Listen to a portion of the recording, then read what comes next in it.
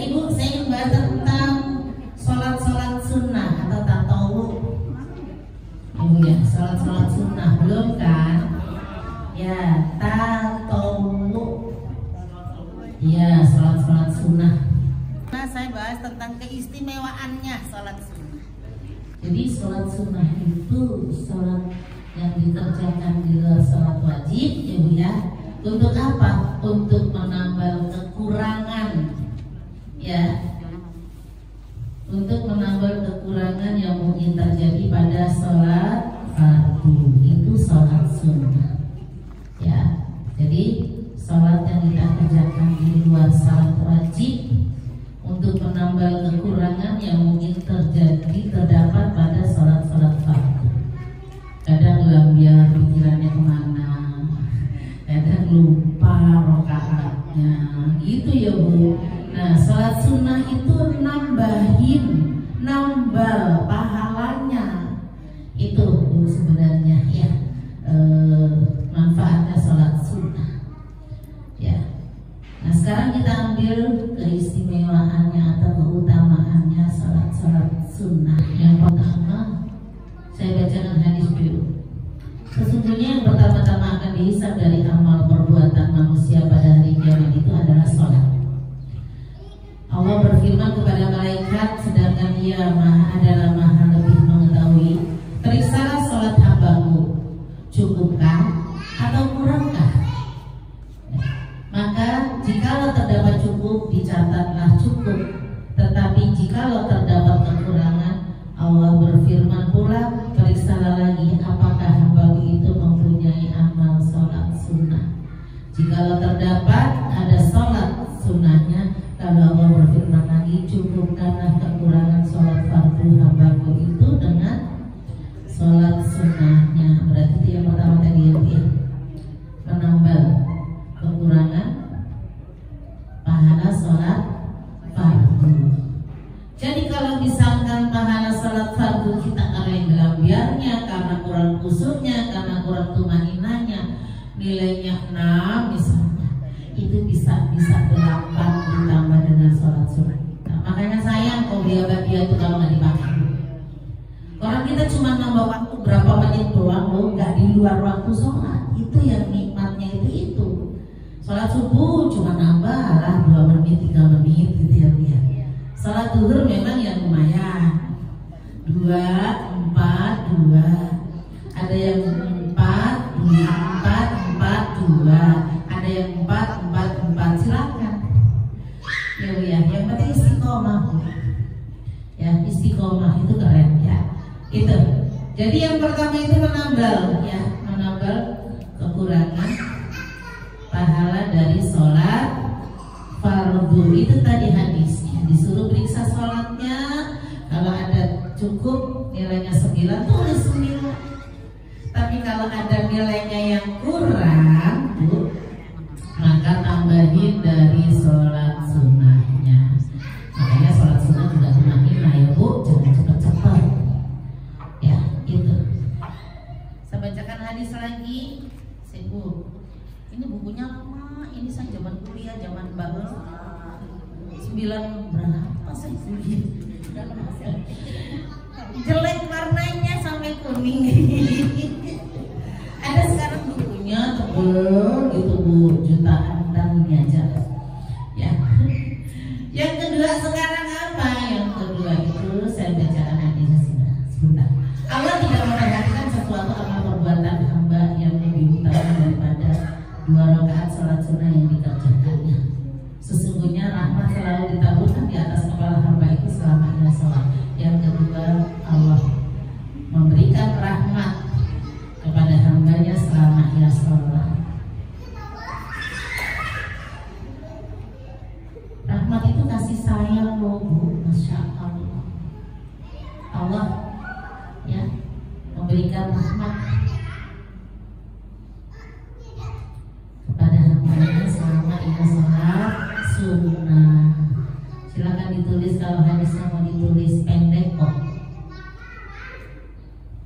Hadisnya ya Bu, Allah tidak memperhatikan sesuatu amal perbuatan hamba yang lebih utama daripada rakaat sholat sunnah yang dikerjakannya. Sesungguhnya rahmat selalu ditaburkan di atas kepala hamba itu selama ia dalam sholat. HR Ahmad dan Turmudi. Jadi ketika kita habis sholat fardu ditambah roti yang bahagia itu ternyata mendatangkan kasih sayang Allah pada kita. Ya Allah, kalau udah sayang itu kita nggak minta itu lebih kasih. Banyak loh Bu, kehidupan kita yang kita jalanin itu nggak pernah kita minta itu banyak. Jarang kita kesehatan ya Allah, jarang kan? Rizki mulu yang dipanggilin, yang dipanggil Rizki mulu. Kita nggak pernah. Ya Allah, tetapkan usul jangan sampai bolong-bolong, nggak pernah.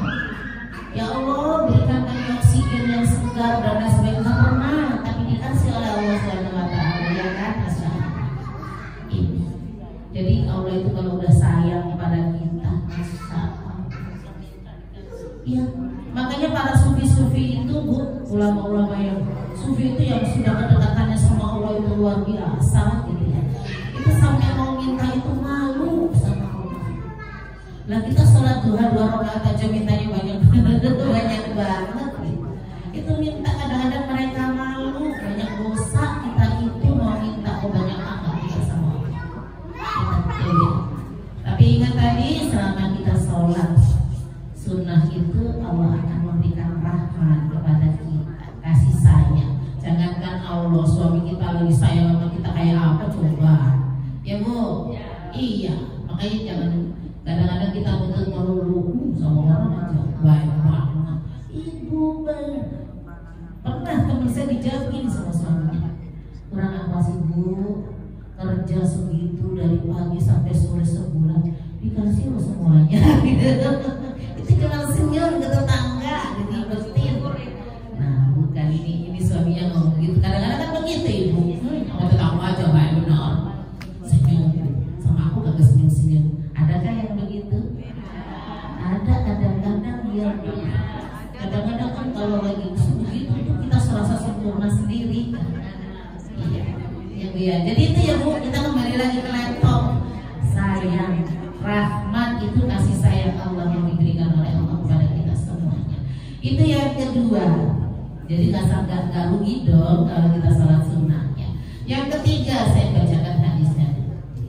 Imam Malik radhiyallahu anhu berkata dalam kitab Muwatta, aku menerima berita bahwa Nabi SAW bersabda, tetaplah engkau sekalian beristiqomah dan tidak dapat engkau sekalian menghitung kebaikan istiqomah itu.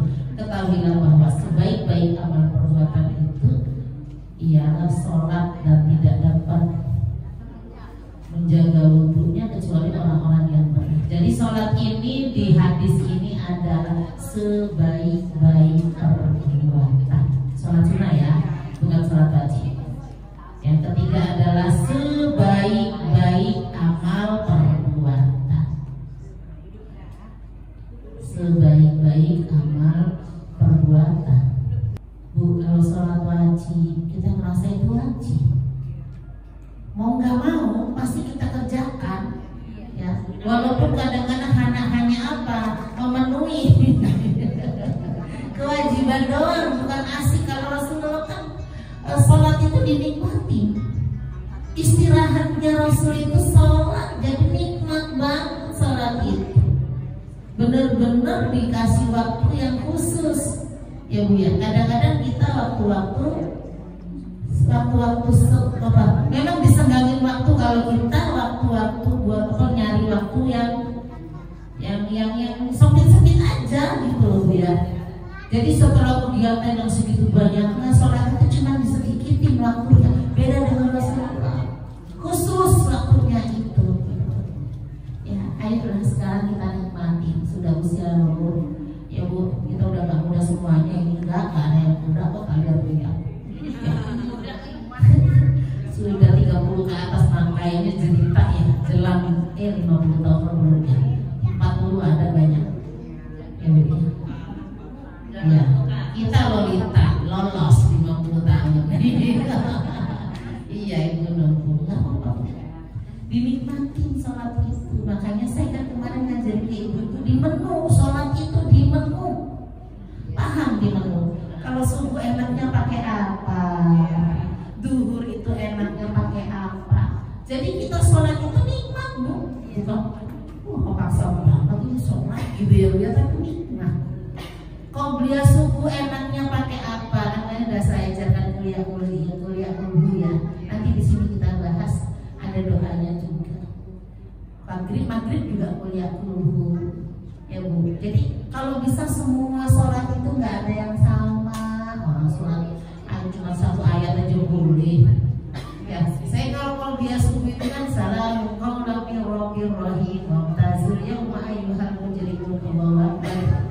Yang kedua, alam ahad ilaikum ya bani adam alla ta'budu syaitan innahu lakum aduwwun mubin. Allahu akbar. Kadang saya pakai apa? La syamsu tajri li mustaqarrin laha dzalika taqdirul azizil alim. Itu ayat-ayat tentang alam semesta. Wa syamsu la samsu. Itu ayat-ayat tentang alam semesta dan saya suka gitu, saya pakai. Jadi sholat kita itu nikmat nantinya, Bu ya. Itu yang belum kita rasakan. Sudah setelah ini sholatnya belum merasakan nikmat. Makanya rukunya dipanjangin, ditambahin ya Bu, jangan cuma 3. Enak banget Bu. Ya. Saya kalau sholatnya bisa berdiri itu ruku itu bisa 9, 11, kadang 15. Subhanallah artinya itu bisa 11. Ketarik Bu, kalau Ibu ruku sampai ini bisa ketarik itu benar posisinya. Ya. Ketarik kan dari sini itu sampai enteng kaki kita itu keluar benar. Iya, jadi kayak kita yoga ya, kalau olahraga panjangin sedikit, sujudnya panjangin sedikit, tambahinlah 5 lah, 9 bisa lah. Kenapa? Biar pusing pada hilang. Kan saya pernah cerita ada titik yang memang dia tidak bisa dimasukin oksigen kecuali kita dalam keadaan posisi sujud. Makanya orang Islam nggak ada yang galau. Orang Islam itu tenang, tentrem gitu loh Bu. Yang sholat, mukmin deh, bukan orang Islam, mukmin yang sholat. Yang nggak sholat, pusing. Apalagi orang di luar sana, nggak sholat ya ini, dikit-dikit bunuh diri, dikit-dikit bunuh diri, karena nggak ada oksigen nih masuk di sini, pusing kepala dia, rungsing dia, ya Bu. Itu ya. Ini yang ketiga, sholat itu perbuatan yang baik-baik amal.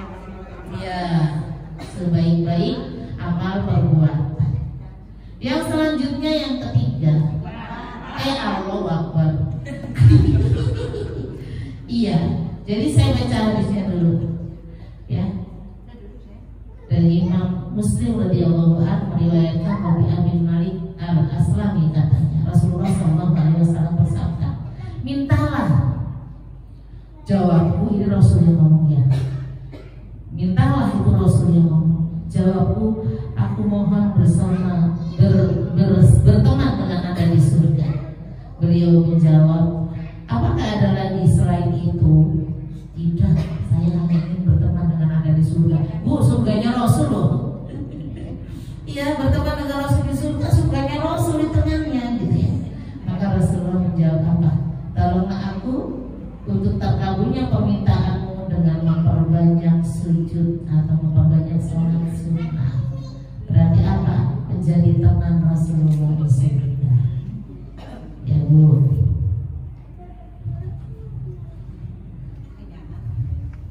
Menjadi teman Rasulullah di surga. Jadi kita bisa menjadi teman Rasulullah di surga ya Allah Subhanahu wa taala dengan apa ini? Memperbanyak sholat sunnah. Wis dihitung aja sekarang sehari-harinya sudah belum? Ya Bu ya, Qobliyah Ba'diyah sudah dipakai semua belum? Saya itu kalau asar sukanya ya ayyuhalladzina amanu taqullaha haqqa tuqatih wa la tamutunna illa wa antum muslimun. Itu kan kita diingetin oleh Allah, bertakwa dengan sebenar-benar takwa dan jangan kamu mati melainkan dalam keadaan muslim. Ambil ayat-ayat yang bagus-bagus buat sholat sunnah itu boleh. Ayat yang kedua, rakaat yang kedua Qobliyah asar itu ayyuhalladzina amanu ista'inu bis-sabri was-salah innallaha ma'as-sabirin. Qabliyah asar. Saya pakai 2 aja. Ibu enggak, kalau memang buat 4 silakan. Tapi supaya istiqomah 2 aja. Dikasih teman semua aja. Kan asal doang yang nggak punya ya gairu mu'akkad gitu kan. Yang lain kan mu'akkadnya punya. Maka temenin aja. Rasul itu 4 asal. Rasul 4 ya Bu ya. Silakan nggak apa-apa. Kita mau 2 juga nggak masalah. Yang penting ditemenin, jangan dianggurin sayang. Ya Bu ya. Bisa ya Bu. Rasul itu walaupun itu gairu mu'akkad, Rasulullah tetap pakai tadi itu pakainya 4. Qabliyah, ba'diyah haram. Ba'diyah asar itu haram. Qabliyah ya, ba'da subuh haram, ba'da asar haram. Kenapa? Itu lagi terbit dan terbenamnya matahari. Nanti kita dikirain apa? Menyembah matahari. Haram pada asar sama ba'da subuh itu haram. Ya, jadi asar sama subuh qabliyah semuanya. Itu Bu, saya pakainya yang itu aja yang gampang. Ba'da qabliyah ada, kalau mau pakai, tapi kan gairu mu'akkad silakan dipakai. Maghrib itu qabliyah ba'diyah, isya qabliyah ba'diyah. Cuman mu'akkadnya itu yang silakan mau pakai qabliyah maghrib boleh, qabliyah isya boleh, asal jangan terbalik. Ya, qabliyah isya tapi ba'danya enggak. Kebalik itu. Karena yang mu'akkadnya yang ba'diyah. Kalau yang qabliyahnya kan suka enggak apa-apa, terserah suka kamu gitu loh Bu ya. Gitu ya. Jadi ini keistimewaannya Bu, bagus banget menambah kekurangan. Ya Bu ya. Yang kedua tadi apa? Nah, rahmat Allah diturunkan kepada kita. Yang ketiga, sebaik-baik amal perbuatan. Yang keempat akan bertemu dengan Rasulullah di surganya Allah Subhanahu wa taala. Baik kita sholat qabliyah. Sholat apa? Rawatib. Iya. Kita masuk ke sholat rawatib, mu'akkad dan ghairu mu'akkad. Sebenarnya mu'akkad itu hampir-hampir jatuhnya mirip-mirip mau wajib loh Bu. Mu'akkad itu sunnah yang sangat dianjurkan. Nah, berarti sudah mirip-mirip mau ke cuman tinggal nambah berapa koma dikit gitu, itu udah wajib ya Bu. Jadi sunnah mu'akkad itu yang sunnah yang sangat dianjurkan. Ya, kalau gairu mu'akkad namanya gairu gitu ya Bu ya. Yang tidak dianjurkan tapi suka-suka kamu gitu kata Rasulullah. Kalau kamu suka pakai gitu. Jadi nggak dipaksain, tapi kalau dikerjain pahalanya besar. Oke, kita kembali sunnah fajar sekarang Bu. Tadi ada 2 kan, berarti sudah ya. Relatif kita ada 2 ya, mu'akkad dan ghairu mu'akkad. Kita sekarang bahas yang mu'akkad dulu. Apa bedanya fajar sama qabliyah? Qabliyah subuh sama fajar apa bedanya? Gak ada bedanya. Qabliyah itu ya fajar, sebelum itu tahajud gitu loh Bu. Ya, ibu bangun kesiangan 4:30, nah baru tuh cuma dapat 10 menit ya. Itu tahajud namanya. Setelah itu adzan, baru setelah adzan qabliyah itu namanya salat fajar. Ya, ya. Jadi salat fajar itu yang qabliyah subuh. Sebelum itu walaupun cuma 5 menit sebelum adzan itu namanya tahajud gitu. Kerjain Bu, walaupun ketinggalan gitu ya. Pas udah tahiyat akhir salam adzan enggak apa-apa. Jangan ditinggal, enggak apa-apa. Walaupun kita malu kali ya. Enggak apa-apa, lumayan itu dapat. Iya, Masya Allah gitu ya. Apalagi kalau lagi capek ngantuk Bu, saya bisa sholat. Kalau ngantuk ya Bu ya, mana kakinya lagi sakit nyelonjor, itu bisa butuh 3-4 kali Bu Bu, udah tahiyat akhir, innalillahi tidur ya Allah, butuh lagi sholat, kesel Bu. Tiap tahiyat akhir ngantuk marah, kan bubar itu. Allahu Akbar, emang harus tidur yang nyenyak ya Bu. Ini sekarang sunnah fajar ya Bu ya. Sholat sunnah fajar itu setelah adzan ya, setelah adzan subuh.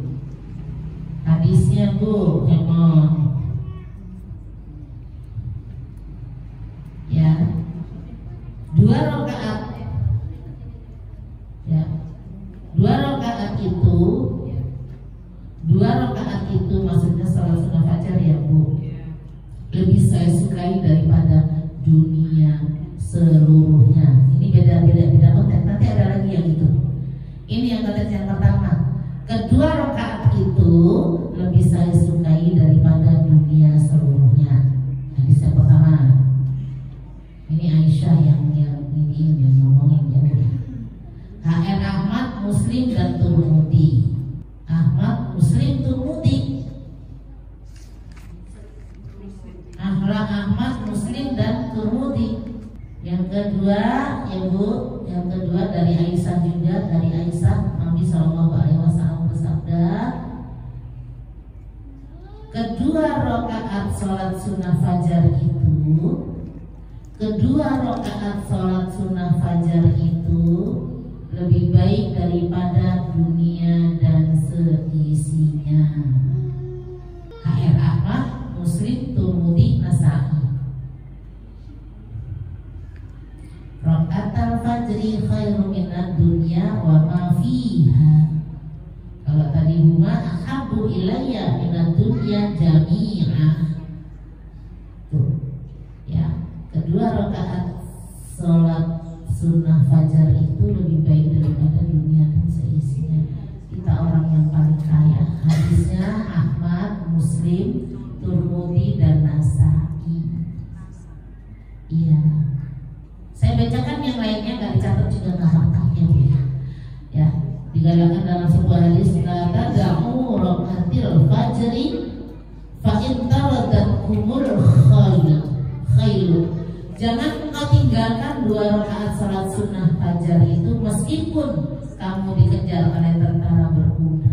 Saking pentingnya sholat sunnah fajar. Sampai ketika aku dikejar pasukan berkuda aja jangan ketinggalan, tetap laksanakan ya qobliyah. Ya, dari Aisyah, Rasulullah SAW dalam mengerjakan sholat sunnah tidak serajin dalam mengerjakan sholat sunnah 2 rakaat sebelum subuh. Ya, jadi sayang Bu kalau nggak dipakai. Insya Allah pakai semua ini mah, alhamdulillah. Ya. Jadi itu ya Bu. Saya tidak pernah melihat Nabi SAW begitu rajin dan cepatnya mengerjakan sesuatu kebaikan sebagaimana rajin dan cepatnya melakukan 2 rakaat salat sebelum fajar. Salat qobliyah subuh sebelum subuh. Itu Bu ya. Nah,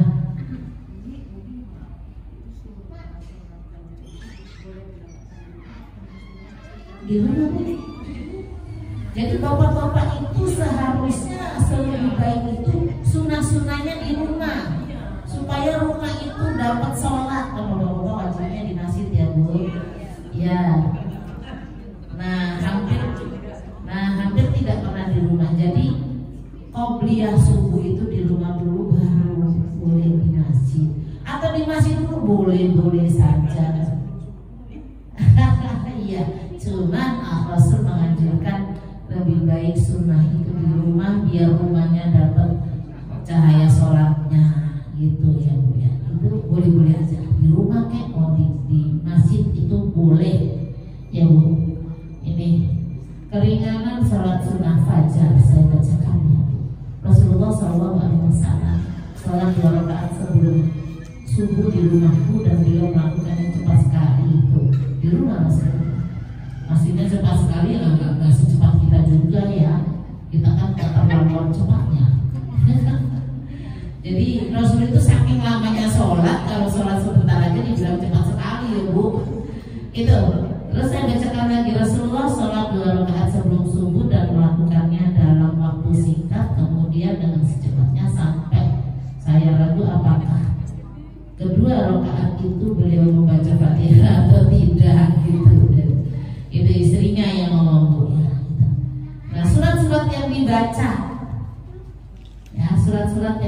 baca, ya saya bacakan hadisnya, ditulis boleh, surah hadisnya boleh.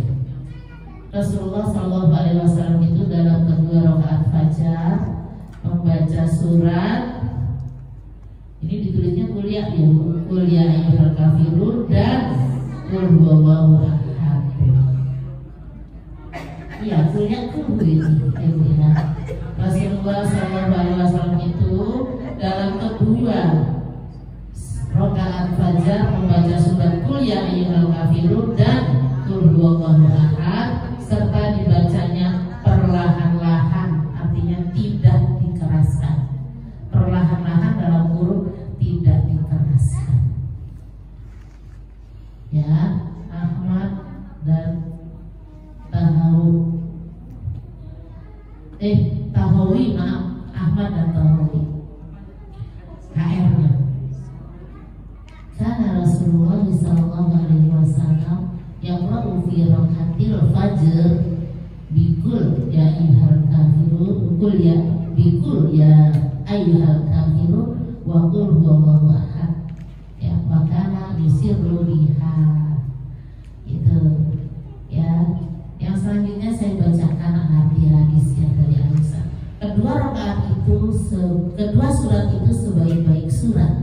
Beliau membaca surat Qul ya ayyuhal kafirun dan Qul huwallahu ahad masing-masing rakaat fajar. Itu ya. Jadi itu hadisnya ya Bu ya. Jadi kita bacanya Qul ya dan Qul ya. Qul ya dan Qul ya. Ini sampai banyak Bu hadisnya itu. Ya, yang penting kan ibu tadi udah nyatat hadis yang sudah ya yang dipakai. Ya, itu ya Bu, kuliah kulhu. Dan saat ini jangan disamain lagi. Udah kuliah kulhu, masa surat subuhnya kuliah kulhu lagi. Bedain lah gitu ya Bu. Ya. Trikul kan kalau lagi ya, kalau trikul itu kalau kita sholat titik itu harus ya Bu ya. Ibu ya harus kita ya. Padahal sama Utsman bin Affan itu 30 juz, kita mah 3 kul. Karena 30 juz kita 3 kul, masa gitu ya. Nah doanya nanti saya foto ya Bu, saya kirim ke Bu ketuanya ya, nanti biar ibu baca diingetin. Jadi minimal habis qobliyah subuh dibaca itu. Ya, ada doanya Bu ya. Setelah qobliyah subuh, Bu, ibu habis sholat 2 rakaat itu jangan sholat subuh dulu, duduk baca doa Allahumma Rabbi Jibrilah wa Israfilah wa Mika'ilah wa Muhammadin Nabi Sallallahu Alaihi Wasallam a'udzubika minan nar. Itu doanya, baca 3 kali ya. Jadi nanti di foto yang saya kirimin. Nama apa Bu? Alhamdulillah. Pertama Rabbi Jibrilah masih baca, gak apa-apa ya. Jibrilah wa Israfilah wa Mika'ilah wa Muhammadin Nabi Sallallahu Alaihi Wasallam a'udzubika minan nar 3 kali setiap hari kecuali hari Jumat ya. Kenapa hari Jumat? Barang siapa membaca pada pagi hari Jumat sebelum melakukan salat subuh, artinya ba'da subuh, qobliyah subuh, astaghfirullahaladzim alladzi la ilaha illa huwal hayyul qayyum wa atubu ilaihi 3 kali ini Bu. Maka ya Bu ya, Allah itu mengampuni dosa kita walaupun dosa itu sebanyak bui di lautan. Itu. Jadi tadi tiap harinya Allahumma Rabbi Jibrilah wa Israfilah wa Mika'ilah wa Muhammadin Nabi Sallallahu Alaihi Wasallam a'udzubika minan nar. Ya Allah, Tuhannya Jibril gitu ya, Mika, Israfil, Mika'il, Israil gitu, dan Nabi Muhammad ya Bu, saya mohon perlindungan dari siksa api neraka. Itu inti bacaannya, kecuali hari Jumat. Pokoknya kalau di Jumat pagi astagfirullahaladzim alladzi la ilaha illa huwal hayyul qayyum wa atubu ilaihi 3 kali, baru sholat subuh. Paham ya Bu? Nanti tak foto saya kirim ke Bu Ketua. Saya udah tahunan pakai ini Bu. Ya ini makanan pagi.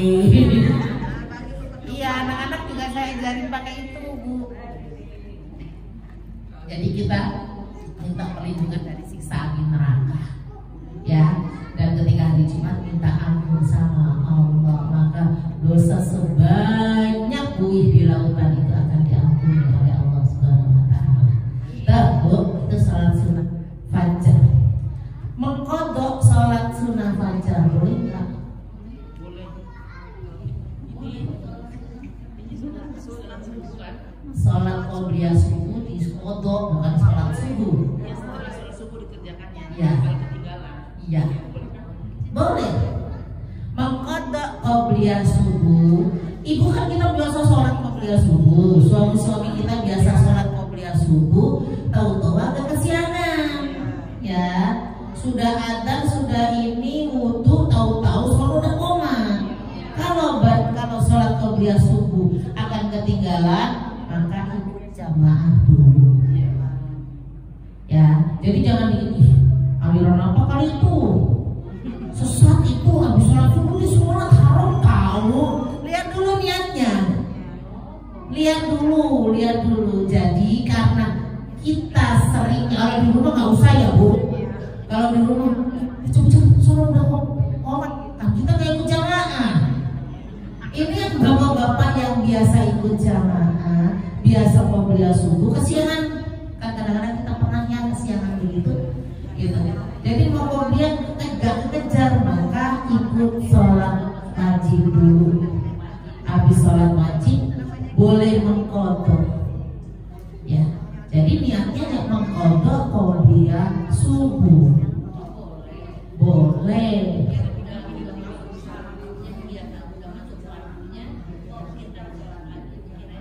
Karena kita nggak pernah ketinggalan itu. Bu nyesek kalau nggak pernah ketinggalan terus kita nggak sholat. Sayang banget gitu. Tapi ya kalau di rumah nggak usah pakai begitu ya. Ya Bu, udah siang aku sholat subuh dulu, ntar kodok aja deh, nggak usah. Ini kan kamu sudah ketinggalan jamaah. Saya bacakan hadis ya.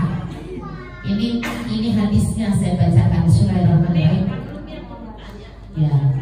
Qobliyah subuh tadi di kodok ya. Ya. Itu kan kalau yang berjamaah katanya kan dulu ya kan kita sendiri kan udah masuk adzan subuh udah selesai berdoa udah masuk waktunya ya. Mungkin kita sholat maghrib. Apakah itu boleh kita masuk ke qobliyah subuhnya? Kita kan wajibnya dulu karena sudah qomat kan. Tapi itu nggak jamaah kan? Ngapain? Nggak usah. Iya. Nggak usah kodok ya Bu. Enggak.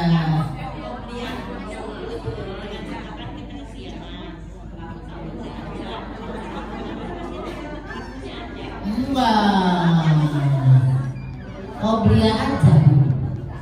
Jangan ditinggal Bu qobliyah itu. Walaupun setengah 6 bangun, qobliyah dulu. Iya, urutannya qobliyah dulu kalau sendirian, jangan wajib dulu. Terus kodok lah. Kan kita nggak ada ketinggalan jamaah. Iya, jadi kalau di rumah sendirian ya qobliyah dulu, baru wajibnya. Ini kan yang ketinggalan di masjid, ya Bu ya. Sudah biasa qobliyah, sudah biasa jamaah, itu dua-duanya kalau ketinggalan sayang banget. Maka jamaah dulu, habis itu mundur qobliyah. Ya, mengkodok qobliyah subuh. Bacakan nantinya dari Qais bin Umar bahwa ia keluar masjid untuk melakukan sholat subuh dan di sana didapatinya Nabi SAW sedang melakukan sholat subuh. Ya, sedang ia sendiri belum mengerjakan 2 rakaat sholat fajar. Ya, ia pun lalu sembahyang atau sholat subuh bermakmum kepada Nabi. Kemudian setelah selesai ia berdiri lagi dan mengerjakan sholat sunnah fajar 2 rakaat. Nabi SAW pun berjalan melewatinya dan bertanya, sholat apakah yang dilakukan tadi? Maksudnya habis sholat subuh kok sholat lagi gitu ya. Sholat apakah yang dilakukan tadi? Olehnya dijawab, sholat sunnah fajar. Nabi SAW diam saja dan tidak memberikan teguran sesuatu pun. Jadi boleh mengkodok sholat qobliyah subuh. subuh. Tapi kalau lagi jamaah bukan sendirian di rumah. Ya. Jadi ibu walaupun kesiangan setengah 6 tetap qobliyah subuh karena saking pentingnya Rasul gak pernah ketinggalan. Ada kisah Rasul pernah bersama sahabat habis pulang perang Bu. Habis perang ya, bukan perang sama suami ya. Perang Bu, beneran perang dan kecapean semuanya. Capek semuanya, ketiduran. Ya, ketiduran, bangun-bangun sudah ada matahari. Akhirnya Rasulullah apa? Azan, bilang azan. Habis itu qobliyah dulu, qobliyah subuh dulu baru sholat. Dan Rasulullah tidak pernah ketinggalan Bu, tidak pernah kesiangan kecuali satu kali itu buat apa? Contoh untuk kita. Walaupun ketinggalan, walaupun kesiangan, tetap qobliyah subuh tidak ditinggalkan. Saya bacakan hadisnya. Nabi SAW suatu ketika sedang dalam bepergian. Kayaknya kalau nggak salah ini perangnya Tabuk kalau nggak salah. Sekalian sahabat sama tertidur sampai tidak sempat melakukan sholat fajar. Mereka sama bangun di saat matahari telah terbit. Masya Allah. Ya, mereka pun lalu berjalan sedikit sampai matahari agak meninggi. Kemudian beliau menyuruh seseorang muazin untuk berdiri melakukan azan dan seterusnya, lalu melakukan 2 rakaat sholat sunnah sebelum fajar dan qomat serta melakukan sholat subuh. Ini kalau kesiangan Bu, tapi jangan tiap hari kesiangannya. Ini Rasulullah pernah malah matahari sudah keluar Bu, ini jam 7 kali ya. Loh, sholat gak bisa. Itu wajib, gak boleh Bu, gak boleh, wajib. Iya, karena kita gak nyadar, tidur itu kan gak nyadar. Orang yang pingsan sampai bangun dari pingsannya, orang tidur ya sampai bangun dari tidurnya sholat. Iya, iya Bu, ya sama teman saya dulu kan, saya waktu kuliah gitu, waktu materi sholat. Ustaz gimana kalau saya ketinggalan sholat isya, tahu-tahu udah subuh, udah nggak usah sholat aja kali, kata teman saya. Iya, jadi saat itu kalau kita ketidurannya sampai subuh, iya sholat isya Bu. Pas kita bangun jadi subuh selesai dulu, baru qadha isya. Ya, nggak kayaknya kali ya kalau bangun tiduran sampai subuh gitu ya, belum sholat isya gitu loh Bu, kecapean. Itu Bu. Ada yang mau ditanyakan? Monggo. Ya, monggo. Jadi kalau misalnya kita dalam keadaan tidak sadar, misalnya habis operasi, terus melewati waktu sholat, apakah itu menjadi hutang yang harus diurus sekarang? Ya,